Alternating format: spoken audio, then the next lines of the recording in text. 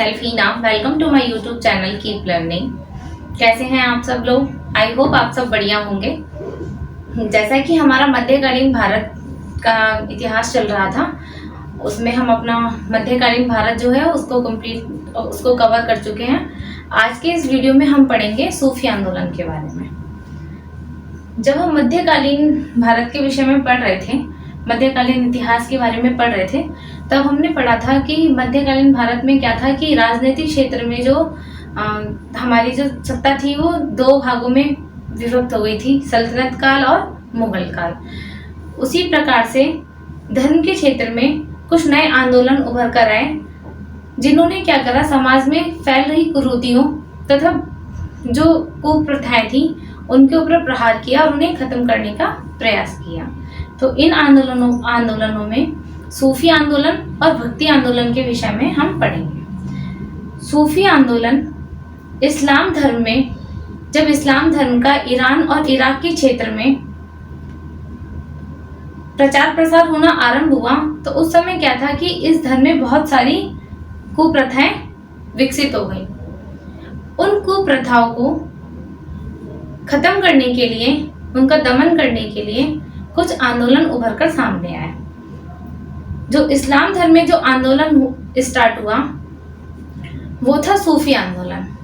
इसका उद्देश्य था इस्लाम धर्म में फैल रही कुरीतियों का समापन करना तथा साथ ही साथ ईश्वर के प्रति, अल्लाह के प्रति आस्था को बनाए रखना।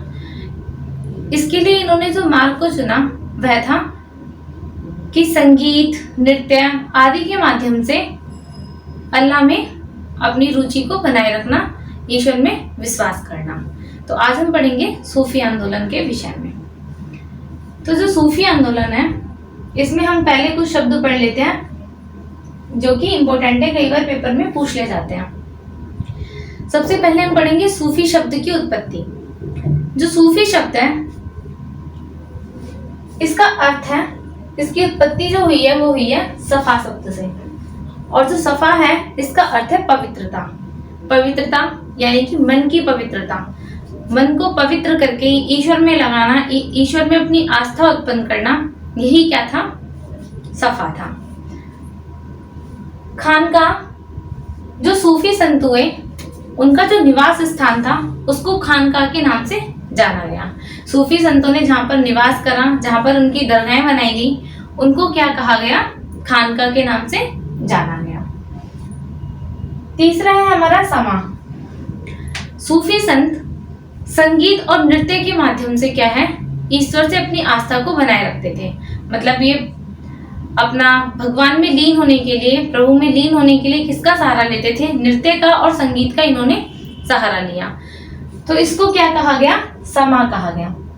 सिलसिला, गुरु और शिष्य का जो मिलाप था, गुरु और शिष्य का जब मिलाप होता था तो उसको क्या बोला जाता था? सिलसिला के नाम से जाना जाता था।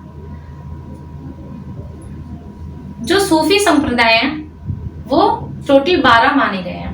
12 सूफी संप्रदाय माने गए हैं, जिनमें से जो कुछ महत्वपूर्ण संप्रदाय हैं जिनके बारे में कई बार पेपर में पूछ ले जाता है, उनके बारे में आज के हम अपने इस वीडियो में पढ़ेंगे।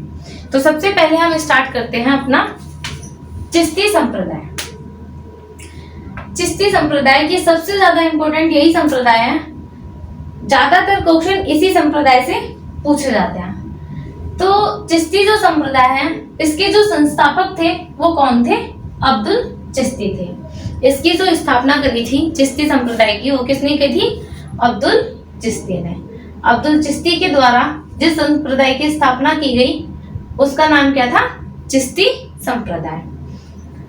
भारत में इसका जो प्रचार प्रसार किया, भारत में जो चिश्ती संप्रदाय का फैलाव किया, प्रचार किया, लोगों में इस संप्रदाय के बारे में लोगों को जागरूक किया, वो कौन थे? ख्वाजा मोइनुद्दीन चिश्ती। ये मोहम्मद गौरी के समकालीन थे। ये मोहम्मद गौरी के साथ ही भारत आए थे। चिश्ती संप्रदाय की जो विशेषता थी वो क्या थी कि ये निजी संपत्ति को महत्व नहीं देते थे। निजी संपत्ति मतलब अपने पास जो सूफी संत थे, चिश्ती संप्रदाय के जो सूफी संत थे, वह अपने पास संपत्ति को एकत्रित करने, धन को रखने के पक्ष में नहीं थे। इनका मानना था कि जो इन्हें धन की प्राप्ति होती है लोगों के द्वारा, उसका क्या करना चाहिए, गरीबों में उसको दे देना चाहिए, गरीबों की उस धन के माध्यम से सहायता करनी चाहिए। अपनी निजी संपत्ति रखने के ये खिलाफ थे। तो जो चिश्ती संप्रदाय के संत थे उन्होंने कभी भी धन को एकत्रित नहीं किया। उनके पास जो भी धन था उसको उन्होंने लोगों की सहायता करने के लिए, गरीब लोगों की, सहायतामंद लोगों की सहायता करने के लिए उसका प्रयोग किया। ये समा में विश्वास रखते थे। अब समा हमने पढ़ा था संगीत और नृत्य, मतलब ये ईश्वर की आराधना करने के लिए, अपने अल्लाह की आराधना करने के लिए जिसका सहारा लेते थे वो क्या था, संगीत और नृत्य। मतलब संगीत, सूफी कव्वालियों आदि का सहारा लेना और अपने नृत्य, मतलब भगवान में, ईश्वर में इतना मग्न हो जाना कि उनकी भक्ति करने के लिए क्या है, नृत्य और संगीत में पूरी तरीके से डूब जाना। ये चिश्ती संप्रदाय की विशेषता थी। जो ख्वाजा मोइनुद्दीन चिश्ती थे, इनका जो खानका था, खानका मतलब इनका निवास स्थान, वो कहाँ पर था, अजमेर शरीफ, अजमेर में था, जिसे आज अजमेर शरीफ के नाम से जाना जाता है। यहाँ पर ही इन्होंने अपनी दरगाह बनवाई, जिसे आज अजमेर शरीफ के नाम से जाना जाता है। दरगाह बोल कह लो या फिर समाधि, तो वो कहाँ पर है, अजमेर में। मोइनुद्दीन चिश्ती की दरगाह कहाँ पर है, अजमेर में, और खानका, इनका जो निवास स्थान है वो क्या है, अजमेर है। ख्वाजा मोइनुद्दीन चिश्ती के दो शिष्य हुए। कौन कौन थे, शेख हमीमुद्दीन और दूसरे थे कुतुबुद्दीन बख्तियार काकी। जो इसमें से सबसे ज्यादा लोकप्रिय हुए वो हुए कुतुबुद्दीन बख्तियार काकी। कुतुबुद्दीन बख्तियार काकी इल्तुतमिश के शासनकाल में भारत आए और कुतुबुद्दीन ऐबक इनसे इतना प्रभावित था कि इसने कुतुब मीनार का जो नाम था, कुतुब मीनार का जब निर्माण कार्य करवाया तो इनके नाम पर ही कुतुब मीनार का नाम रखा गया। तो ये प्रश्न भी कई बार पेपर में पूछा जाता है कि कुतुब मीनार का नाम किसके नाम पर रखा गया, किस सूफी संत के नाम पर रखा गया, तो किसके नाम पर रखा गया, ये कुतुबुद्दीन बख्तियार काकी के नाम पर। कुतुबुद्दीन बख्तियार काकी ने चिश्ती संप्रदाय में जिन्हें दीक्षित करा, मतलब अपने संप्रदाय को आगे बढ़ाने के लिए, जो अपने संप्रदाय, चिश्ती संप्रदाय की जो दीक्षा थी वो किसको दी, बाबा फरीद को। बाबा फरीद को बख्तियार काकी ने चिश्ती संप्रदाय में दीक्षित करा। चिश्ती संप्रदाय के रीति रिवाज, उनके जो अपने नियम कानून थे, उन सब में उनको दीक्षित किया। बाबा फरीद के उपदेशों को गुरु ग्रंथ में सम्मिलित किया गया है। ये क्वेश्चन कई बार पेपर में पूछा गया है कि किस सूफी संत के उपदेशों को गुरु ग्रंथ में सम्मिलित किया गया है। तो किसके उपदेशों को सम्मिलित किया गया है, बाबा फरीद के उपदेशों को। बाबा फरीद किसके शिष्य थे, कुतुबुद्दीन बख्तियार काकी के शिष्य थे। कुतुबुद्दीन बख्तियार काकी के शिष्य कौन थे, बाबा फरीद, क्योंकि इन्होंने इसे चिश्ती संप्रदाय में दीक्षित किया था। और बाबा फरीद के उपदेशों को ही किसमें सम्मिलित किया गया है, गुरु ग्रंथ साहिब में इनके उपदेशों को सम्मिलित किया गया है। अब बाबा फरीद के दो शिष्य, बाबा फरीद के शिष्य थे शेख निजामुद्दीन औलिया।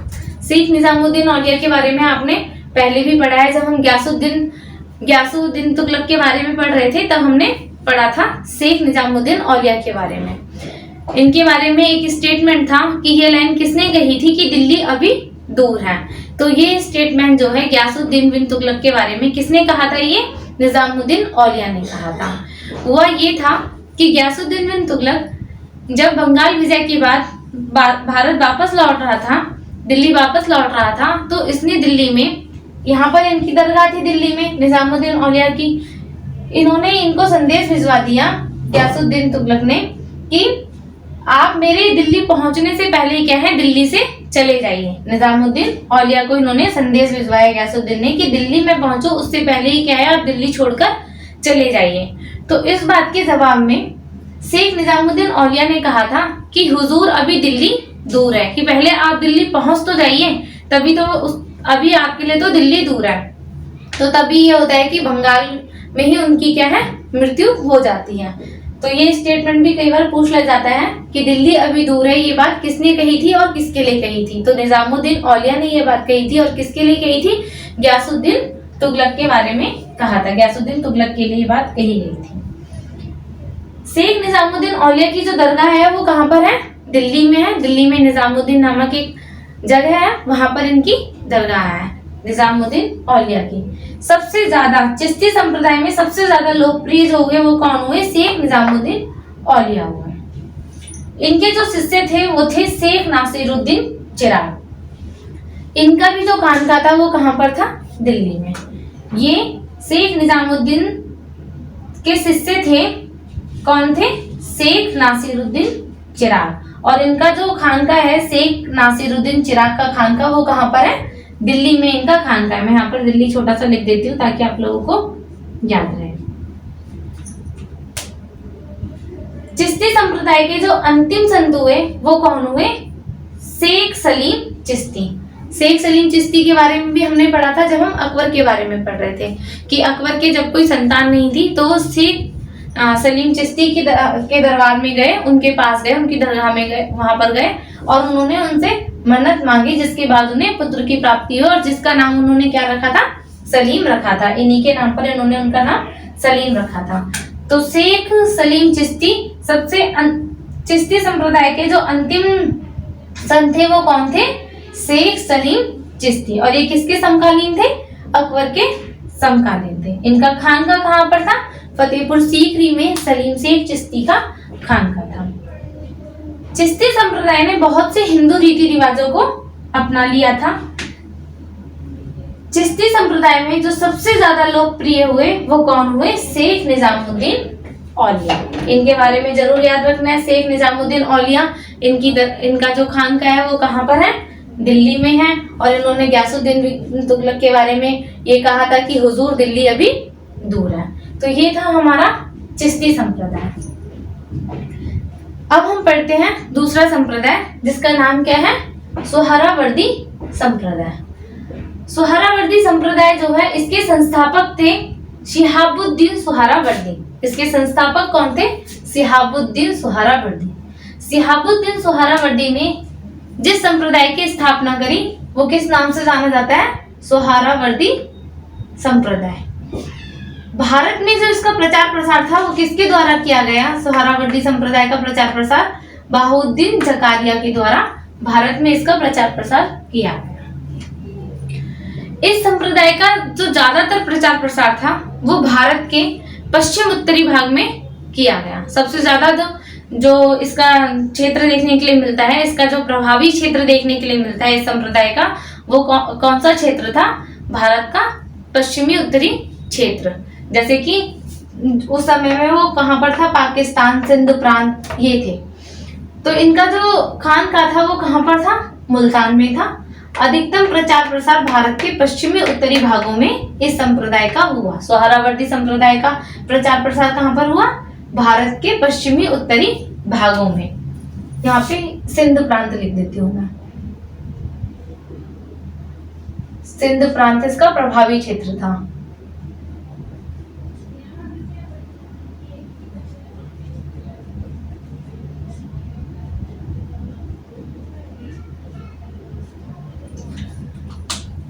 अगला जो संप्रदाय है वो हमारा क्या है? कादिरी संप्रदाय। इस संप्रदाय के जो संस्थापक थे वो कौन थे? शेख अब्दुल कादिर जिलानी।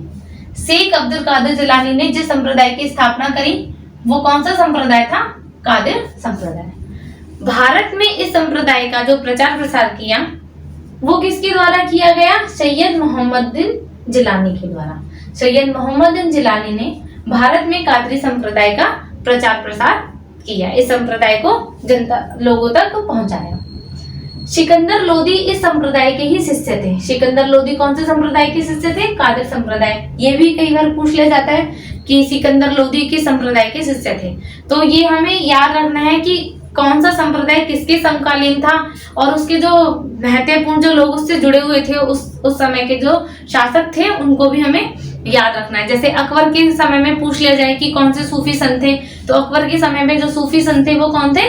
सलीम शेख चिश्ती। और इसी प्रकार से पूछ लिया जाए कि इल्तुतमिश के शासनकाल में कौन आए, तो कौन थे? कुतुबुद्दीन बख्तियार काकी। तो ये हमें याद रखना है, ये इम्पोर्टेंट पॉइंट है। सिकंदर लोदी इसके शिष्य थे। शाहजहां का जो पुत्र था दारा शिकोह, वो कादरी संप्रदाय का ही अनुयायी था। हमने पढ़ा था ना कि दारा शिकोह काफी धार्मिक प्रवृत्ति का व्यक्ति था। तो ये जिस संप्रदाय से जुड़ा दारा शिकोह शाहजहां का पुत्र, वो किस संप्रदाय से जुड़ा? कादरी संप्रदाय से। अगला संप्रदाय है हमारा फिरदौसी संप्रदाय। फिरदौसी संप्रदाय, इसके जो संस्थापक थे वो कौन थे? शेख बदरुद्दीन समरकंदी। ये ज्यादा इंपॉर्टेंट नहीं है, तो बस इसके बारे में हम इतना ही याद कर लेते हैं कि इसके संस्थापक जो थे वो कौन थे? शेख बदरुद्दीन समरकंदी इसके संस्थापक थे। शेख बदरुद्दीन समरकंदी के द्वारा जिस संप्रदाय की स्थापना की गई वो कौन सा था? फिरदौसी संप्रदाय। और इसका जो प्रभाव क्षेत्र था वो बिहार था। बिहार का भी जो राजगीर क्षेत्र था वो इसका सबसे ज्यादा प्रभावी क्षेत्र था। अगला संप्रदाय है हमारा नक्शबंदी संप्रदाय। इस संप्रदाय के जो संस्थापक थे वो थे ख्वाजा बाकी बिल्ला। ख्वाजा बाकी बिल्ला के द्वारा जिस संप्रदाय की स्थापना की गई वो संप्रदाय क्या कहलाया? नक्शवादी संप्रदाय। सर्वाधिक कट्टरवादी संप्रदाय यही संप्रदाय था। कट्टरवादी से तात्पर्य यह है कि इस्लाम धर्म के नियमों को, इस्लाम धर्म के कानून को, इस्लाम धर्म के अनुसार चलने वाला, मतलब इस्लाम के बिल्कुल भी विपरीत न जाने वाला जो संप्रदाय था वो कौन सा संप्रदाय था? अपना नक्शवादी संप्रदाय। इस संप्रदाय को औरंगजेब ने अपनाया। इसीलिए हमने जब औरंगजेब के बारे में पढ़ा था तब हमने पढ़ा था कि उसने अपने शासन काल में अपने दरबार में नृत्य, संगीत आदि को पूरी तरीके से, चित्रकारी, इन सभी चीजों को क्या था? पूरी तरीके से प्रतिबंध लगा दिया था। मतलब उसने सारे कार्य ऐसे करे जो कि इस्लाम धर्म के अनुसार थे। इस्लाम के विपरीत उसने कोई भी कार्य नहीं करा। इसीलिए वो क्या था? जो इस्लामिक जनता थी उनके बीच में काफी लोकप्रिय रहा। उसे जिंदा पीर भी कहा गया। तो सबसे कट्टरवादी जो संप्रदाय था वो हमारा था नक्शवादी संप्रदाय। इसका जो प्रभाव क्षेत्र था वो था कश्मीर। औरंगजेब इसी सिलसिले से संबंधित थे। औरंगजेब किस सिलसिले से संबंधित थे? नक्शवादी संप्रदाय से संबंधित थे। अब जो कुछ इंपोर्टेंट पॉइंट है उनको हम पढ़ लेते हैं। ये थे हमारे कुछ महत्वपूर्ण संप्रदाय जिन संप्रदाय से क्वेश्चन पूछ ले जाते हैं। वैसे जो हमारा सूफी आंदोलन है इसको पूरा जो संप्रदाय में बांटा गया है, जो सिलसिलों में बांटा गया है, वो टोटल 12 संप्रदायों में बांटा गया है। लेकिन जो जो इम्पोर्टेंट है, जिनसे ज्यादातर क्वेश्चन पूछे जाते हैं, उन्हीं को हमने इस वीडियो में अपना क्या है? कवर किया है। कुछ जो अगले इम्पोर्टेंट पॉइंट है उनको हम पढ़ते हैं। अबुल फजल के अनुसार 14 सूफी सिलसिले हुए। अगर पूछा जाए कि अबुल फजल ने कितने सिलसिलों की चर्चा की है, तो अबुल फजल के द्वारा 14 सिलसिलों की चर्चा की गई है। सूफी संतों के जो शिष्य होते थे, सूफी संप्रदाय, सूफी जो थे, इनके जो शिष्य होते थे उनको क्या कहा जाता था? मुरीद कहा जाता था। और जो गुरु होते थे उन्हें पीर कहा जाता था। तो सूफी संतों के शिष्य को मुरीद कहा जाता था तथा गुरु को पीर कहा जाता था। जो गुरु हैं उन्हें पीर के नाम से जाना जाता था और जो शिष्य थे उन्हें मुरीद कहकर पुकारा जाता था। जो सूफी है ये 2 वर्गों में बढ़ गया था। जो सूफी, जब ये आंदोलन शुरू हुआ तो जो सूफी संत थे वो 2 वर्गों में विभाजित हो गए। जैसे एक को वासरा कहा गया और दूसरे को वेशरा। वासरा वो लोग थे, मतलब इसके अंतर्गत वो संत आते थे, सूफी संत, जो शरीयत में विश्वास करते थे। जैसे अगर हमसे पूछ लिया जाए कि ये जो ख्वाजा बाकी बिल्ला थे ये किस में थे, क्योंकि इसमें बताया ना मैंने कि कट्टरवादी थे, पूरे इस्लाम धर्म के कानून नियमों को मानने वाले थे, तो ये वासरा में विश्वास रखते थे। मतलब जो शरीयत में विश्वास करते हैं। शरीयत का अर्थ क्या है? इस्लामिक नियम, इस्लामिक कानून, उनका जो पूरी तरीके से पालन करते हैं वो क्या कहलाए? वासरा। और बेसरा जो इस्लाम धर्म के नियमों के कुछ विपरीत थे, मतलब पूरी तरीके से उनको नहीं मानते थे, वो क्या थे? बेसरा। शरीयत में विश्वास नहीं करने वाले, इस्लामिक नियमों को ना मानने वाले क्या कहलाए? बेसरा कहलाए। इसके जो संत थे वो नाच गाने, नृत्य, संगीत आदि का सहारा लेकर ईश्वर की आराधना करते थे। और इसके जो शिष्य थे वो पूरी तरीके से ईश्वर में लीन हो जाना चाहते थे, लेकिन वो इन सब चीजों का सहारा नहीं लेते थे। तो ये था हमारा सूफी आंदोलन। इससे जो अगला वाला टॉपिक होगा उसमें हम पढ़ेंगे भक्ति आंदोलन। जिस प्रकार से इस्लाम धर्म की कुरीतियों का अंत करने के लिए जो आंदोलन आरंभ हुआ वो सूफी आंदोलन के नाम से जाना गया। उसी प्रकार से जो हमारा हिंदू धर्म है उसके जो पुराने रीति रिवाज थे, जो कुछ कुरीतियां थी, उन सब के समापन के लिए, जिस आंदोलन का ईश्वर के मार्ग में जाने के लिए, ईश्वर के प्रति आस्था आस्था लगाए रखने के लिए, ईश्वर में अपना ध्यान लगाए रखने के लिए, मोक्ष की प्राप्ति के लिए जिसका सहारा लिया गया वो हमारा कहलाया भक्ति आंदोलन, जिसके बारे में हम अपने अगले वीडियो में पढ़ेंगे। आई होप आपको मेरी वीडियो जरूर पसंद आई होगी, तो प्लीज इसे लाइक और सब्सक्राइब करना ना भूलें। Thank you so much.